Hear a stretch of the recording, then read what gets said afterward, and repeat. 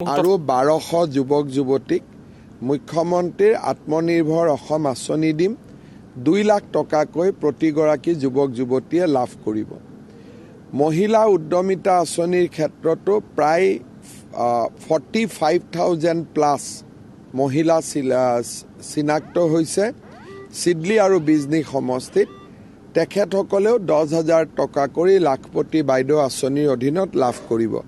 আজি আমি সকলোৱে বহি আঁচনিবোৰ আলোচনা কৰিলোঁ। নতুনকৈ 4,000 ৰেচন কাৰ্ডো আহিছে চিডলি আৰু চিৰাঙৰ কাৰণে। আঁচনিবিলাকৰ যাতে সুবিধা সকলোৱে পাব পাৰে তাৰ কাৰণে আমি খুব সুন্দৰ কৰি আলোচনা কৰিলোঁ যাতে সকলো ৰাইজে ইয়াৰ সুবিধা পাব পাৰে।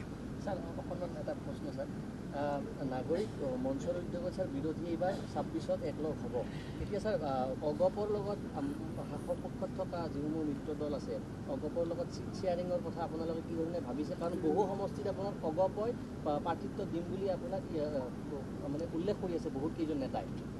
চাওক, আমাৰ কামটো একেদিনাই 1 ঘণ্টাত ধুনীয়াকৈ হৈ যায়।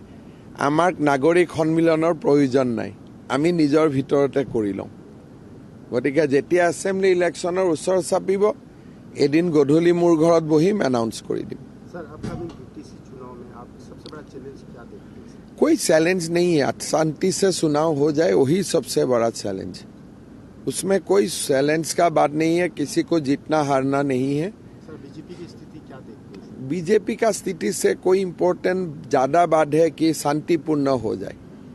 तो बीजेपी तो शांति के लिए चुनाव लड़ रहे हैं, तो बढ़िया से हो जाए वही सबसे बड़ा बात है।